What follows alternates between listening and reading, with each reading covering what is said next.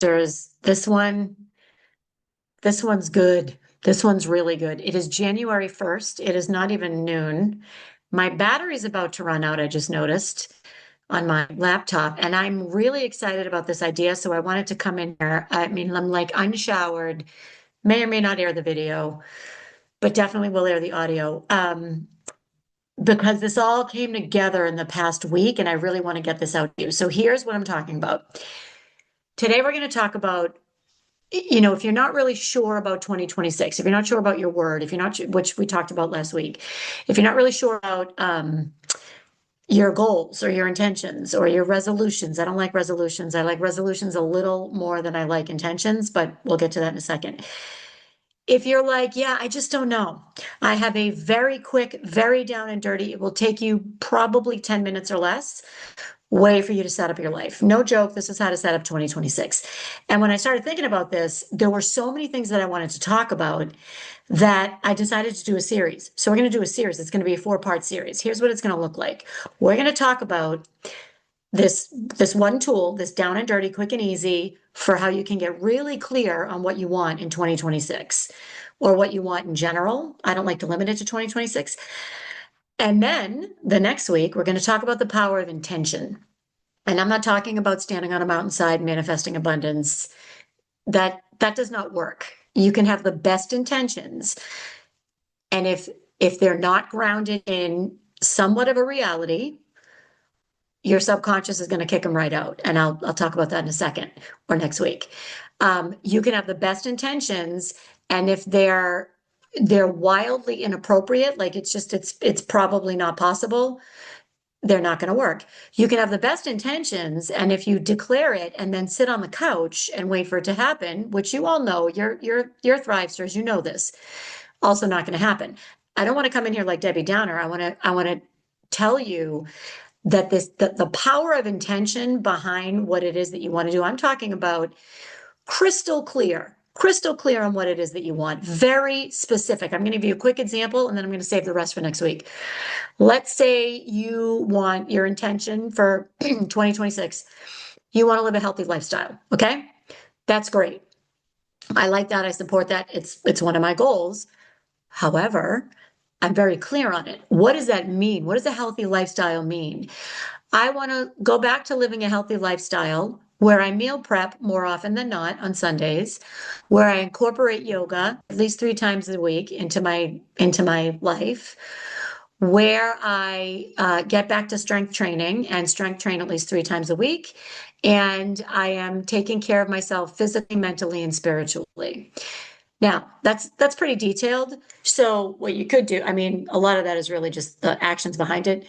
You could kind of edit it and just say, I want to get back to a healthy lifestyle where I am leveraging all of my resources to exercise more often than not, eat healthy more often than not, let's say 80% of the time, and enjoy life to its fullest with mental, spiritual, and physical clarity. Okay? All right. So there you go. A little bit more specific. Let's say I want to do one more for you, career Thrivesters. Let's say I want to find a new job. Okay, that's a lot. That is probably 80% of what I hear. I want to find a new job. Okay. Do you want a new job or a new career? I want a job that enables me to step into my strengths and need to list them. So I don't know what your strengths are. So which enables me to step into my strengths, leverage these strengths, spend most of my day doing this, this, and this, and incorporate realistic balance so that I can also enjoy this, this, this. Maybe it's my family, maybe it's working out, maybe it's nature, maybe it's traveling. I don't know. So I want to get a new job is very different than I want to find a job where I can thrive every day doing this, this, and this, doing what I love to do, this, and this, while allowing for personal balance and personal priorities, or however you want to say it. I mean, literally, I'm making these up as I'm talking to you. So intention has to be really, really, really specific. And if you've been with me a while, you know that the vision worksheet, I'm going to update it. I'm going to put it in the show notes. That helps. Probably the show notes for next week because I want to keep today's really simple. Anyway, so we have this one exercise that you're going to do really quickly. Next week, we're going to talk about the power of intention.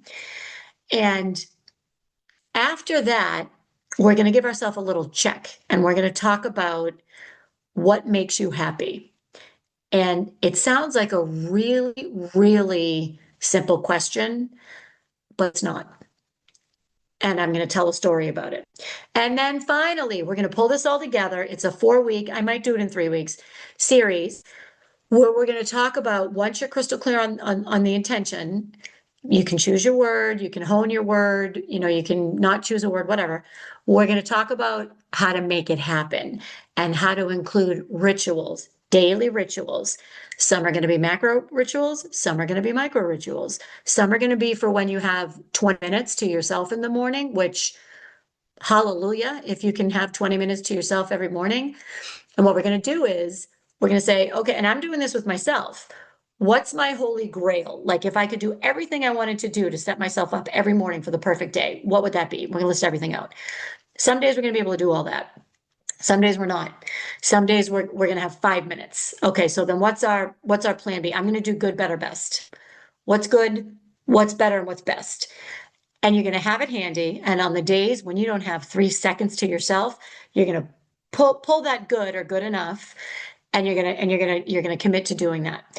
So we're going to tie everything up in a bow by the end of January. January 17th is officially called Quitter's Day. It's when most people abandon their resolutions. That's why one of the reasons we don't do resolutions here.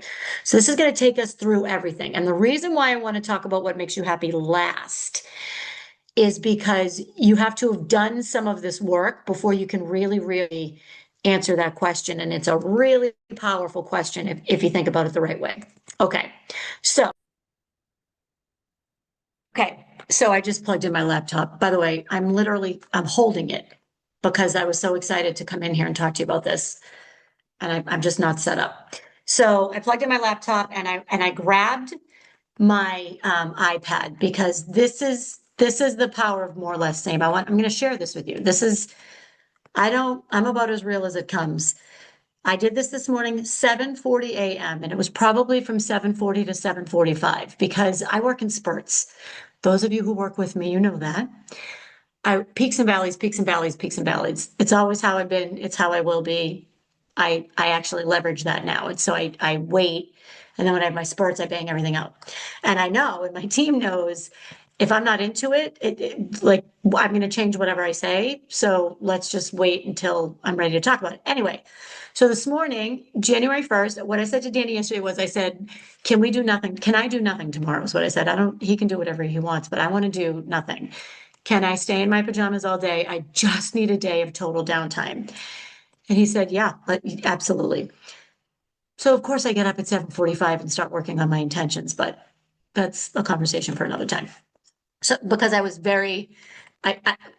when I wake up, my first thought of the day is my best thought of the day, so I got to grab it. So I grabbed my laptop, my iPad, and I have a drawing pencil, and I drew. This is what you're going to do. So this is how you're going to get really clear on what you want. We've done this before. We have a lot of new people. If you're new, welcome to the Thrive Hive. I will create a worksheet and I'll link it in the show notes. I don't think you need a worksheet. You can do this on a cocktail napkin. You can do this as a voice text to yourself. You can do this anyway. I probably can't do it on a cocktail napkin because I have a lot, because I know how powerful this is. So I'm like, when I do it, I do it. So you're going to write down 3 things, and you may have heard of this before, maybe not. You're going to write down on a piece of paper. If you have a regular piece of paper, put it the wide way, what's that called? Not portrait, landscape. And you're going to write down more. You're going to make another column, you're going to write down less, and then you're going to put another column, you're going to write down same. Okay, so more, less, same. And you're going to think, and you're just going to free associate and write this down. You're not going to overthink it. You're going to think about, what do I want more of in my life? What do I want less of in my life? And what do I want the same? What's going really well? It is that simple. So when I thought about more, less, same a couple days ago, and I said to Danny, honey, I really want to do more or less same because we did it last year and boy, did it work. And I'll tell you a little bit about that in a second. So I said, I want to talk about more or less same. So, start thinking about it. And I started thinking about it. So the first thing that came to mind, the first thing immediately when I thought about more was yoga, more yoga, specifically more deck yoga. So I found yoga on the deck of a hotel in Provincetown this summer. And I went a lot. I mean, I didn't go as much as I wanted to, but I went a lot. I went probably, I'd say at least 10 times over the summer. I went with a dear friend when she couldn't go. I went when I couldn't go. She went. So, but it is such a beautiful way to start your day. And I am so fortunate to be able to drive 8 minutes, get out of my car, walk down to this deck and do this beautiful yoga on the deck over the harbor. It's just amazing. So more of that. Not only the deck, also the beach, yoga on the beach. Sometimes I'll go early in the morning and just bang out some poses by myself or with a friend. And I want to try to do it more on my deck at my house, but there's like 3 weeks, maybe less, where it's not super hot and there's not bugs everywhere. Gonna be honest. It's a lot of bees. Not fun when you're doing yoga. So anyway, what I wanted more, so yoga, period. Could be inside, could be outside, whatever. So I know that my body needs that. And the fact that that came up first before anything else, that's it, yoga. So then I'm going to go through my more first. Then I'm just looking down because I'm looking more strength training. I have been saying for probably 5 years that I need to strength train more. I'm done messing around. I have to. This is now a matter of health. It's not vanity. It's a little bit of vanity because I want my arms to be buff, but it's really about health. You know, I'm in my 50s.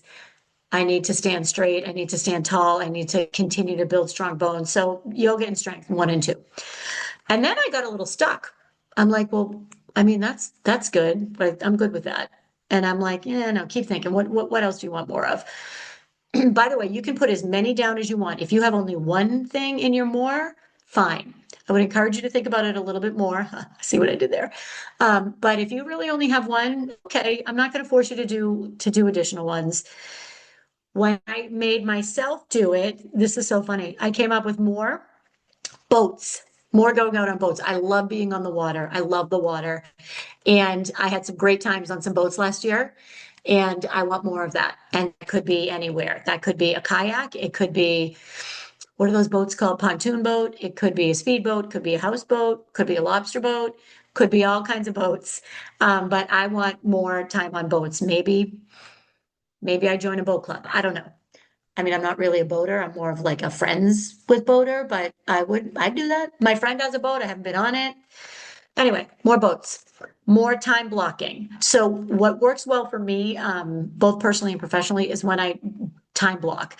So this could be as simple as I wanted to bleach my bedding this week. So I put down at 9 o'clock on Thursday today. Of course, I didn't do it, but uh, bleach the bedding. And I block the time in my calendar. Most of you probably know what time blocking is. But if you don't, you block the time. It's really that simple. I also did more creative time. I like to do creative things, either, artsy things or just things that don't require me to think and that are just creative. And usually I do them when I'm like, oh, I'm so stressed out. I'm so stressed out. I just need to do something for myself. But I think if I could incorporate that a little bit more into my week or my month, maybe it's one afternoon doing creative things, learning a new skill or learning a new art, or I don't know. So more creative time, more exploring, more adventures is what I mean, and more purging. I've been purging a lot and I need to purge more. Okay, so that's my more. And this was literally 5 to 10 minutes. All right, less. This is true vulnerability. Less. There's a situation in my life that is triggering to me. I'm not going to get specific because out of respect for the situation, it's private and there's people involved and I don't want anybody's feelings to be hurt. I need to be less triggered by this person and these situations. So less being triggered by XYZ. So it's my job to figure out what that looks like. Maybe it's ending the relationship. I hope it isn't. It's probably setting stronger boundaries. I think that's definitely a good way to be less triggered. Um, and it's really figuring out for me too, like, why is this so triggering and how can you keep this person in your life without getting angry and resentful. And I don't like to feel that way. I don't like to feel that way. And I get to choose how I feel. Okay, let's trigger things with this one situation. It's a little cryptic, I know. Less social media time. Well, less social media, like scrolling, which I know we all say that. I find on the days, there are all kinds of suggestions out there. One is to pick one day a month where you're not on your phone at all. I love that. Maybe it's one afternoon a week where I don't check. It's a time suck, and I find I'm much happier the days that I'm not on it. And I get great things from it. I have some great rituals, like some of the stuff we're going to talk about coming up, I got on Pinterest or Instagram, or it triggered in a positive way some other thought. So that's less social media time. And then I also put less frenetic travel. I love to travel. I love adventures. I love to see new places. I have wanderlust. I have some really great trips coming up this year. Really just bucket list trips. So I didn't want to say less travel. I wanted to say less frenetic travel. So for me, that means, rushing to the airport or overpacking. That to me is frenetic. That I'm a master packer. I haven't checked a bag in when I went to India was the last time I checked a bag. I think that was probably 2015, maybe. I think it was 2015. I haven't checked a bag in 10 years. I will not check a bag ever. Nope. So less frenetic, like where's my passport, like all that stuff. Less. Just calm down, plan ahead, block the time block, so that you can get everything together. And as a reminder, I might come back to this and add or delete. Um, we'll see. And then finally, I mean, I could do a few more. I could add some less. But I'm okay. Really, I'm like, this is pretty cool when there's not that much that I want to delete from my life or do less of. And then there's same. Same, I think I could add to this list. So for same, I had same sleep tracking. I've been tracking my sleep. I've been doing a lot of research on longevity. Oh yeah, that's a good one. That's going to be a more longevity living and longevity medicine. So longevity really is about, you can live to 103, but if those last 10 years of your life aren't quality years and you're sick and you're in poor health, poor mental health or poor physical health, what's the point? So longevity is really about thriving right up until you take your last breath. So I've been sleep tracking because deep sleep, which most people experience no more than like 2 hours of deep sleep a night. Deep sleep is one of the best ways to stave off, stop, slow down dementia. And I know that's a little dark. It's also true. Um, Deep sleep is important. It is really, really important. And I wasn't getting any deep sleep for a long time, probably a year and a half. And I stopped doing what I was doing that was impacting my sleep. It was a medication. Again, this is it. I'd say less worrying about other people's judgments. ZFG Nation, baby. But so I was on a medication that was affecting my sleep, and I can't do it anymore. I can't. I can't. I have to sleep. And since I went off probably 2 months ago. Yeah, probably about 2 months ago. I have been sleeping so much better. I have been so much happier, and I will deal with what I need to deal with not taking the medication because the sleep is more important to me. So more sleep tracking, more read. Oh, sorry.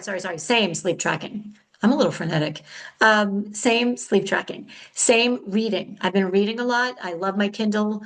I a couple of years ago learned about these virtual library systems where you can take your library card and download a book on your Kindle. I taught my sister how to do it. You're welcome, Laura. It's awesome. It's like any book in the world is available to you. You have to wait sometimes, but anyway, so I've been reading a ton. Pleasure reading, by the way, pleasure reading. and I read before bed. It's usually how I fall asleep. And if by chance I wake up in the middle of the night and I can't get back to sleep, which doesn't happen very often anymore, I grab my Kindle, it's on dark mode. I read like maybe 3 pages and I fall back asleep.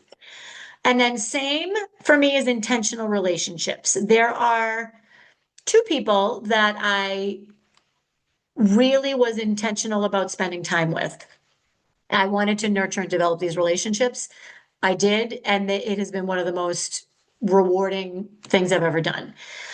There are a couple people in my life who I haven't seen as much as I'd like to see. This is actually interesting. Last night I was on the phone, FaceTime, with one of my closest friends. We have been friends for 30 years. I might get emotional. I might get emotional. I always get emotional when I talk about her. We've been friends for 30 years. And her husband came on.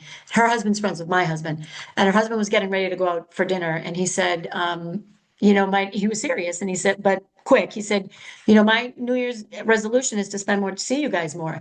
And I thought about it. She lives out of state. We live in different states.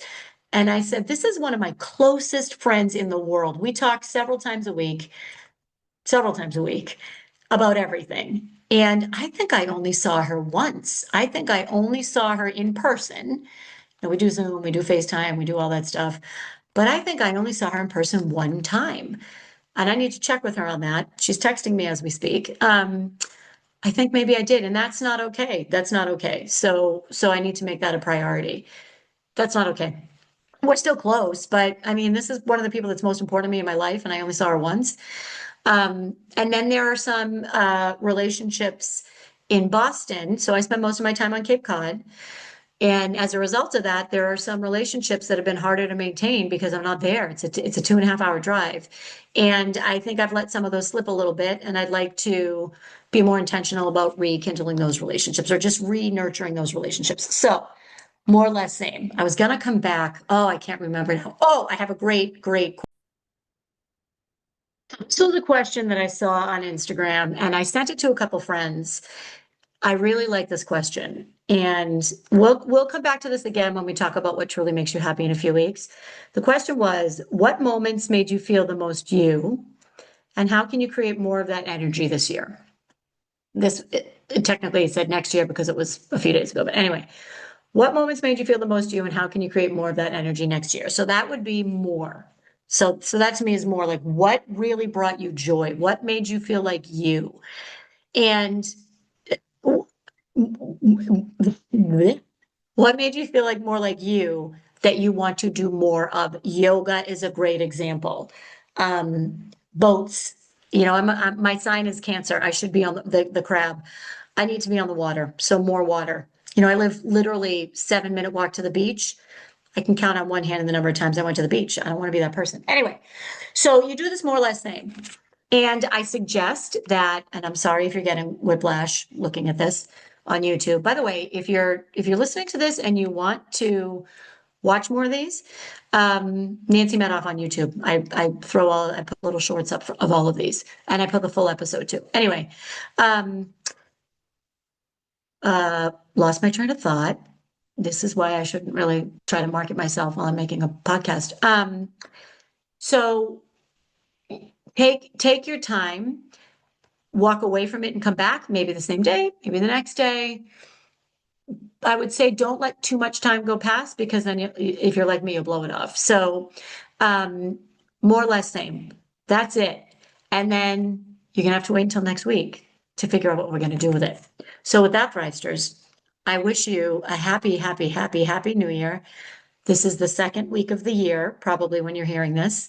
It's the year of the horse. If you follow Chinese astrology, I don't know if you followed the whole 2025 was the year of the snake, 2026 was the year of the horse. I have to tell you, New Year's Day, Danny and I went for a walk. I literally tripped over a snake skin that had been shed. I mean, that is like, whoa, that was pretty wild if you follow that, if you follow the Chinese astrology. Anyway, Happy New Year. Stay tuned for the series. If you don't follow the podcast, make sure you follow it because these come out every week, same time. That way it'll end up in your queue.